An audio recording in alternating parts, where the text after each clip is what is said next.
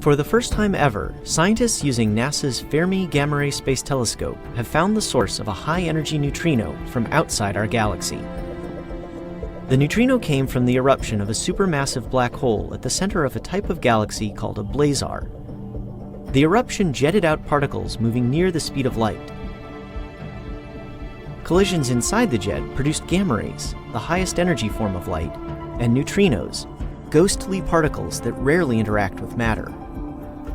3.7 billion years later, they reached Earth. On September 22, 2017, a single high-energy neutrino struck an atom in a water molecule in the Antarctic ice. The crash produced a particle called a muon. It raced through the ice so fast it emitted a faint blue glow.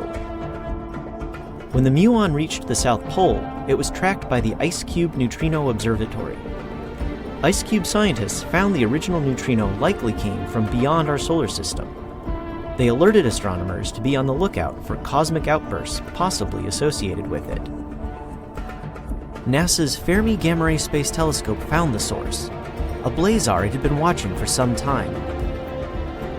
When the neutrino arrived, Fermi saw the blazar was brighter than it had been over the previous decade. It's the first time a neutrino could be traced back to a black hole, or to any source beyond our immediate galactic neighborhood.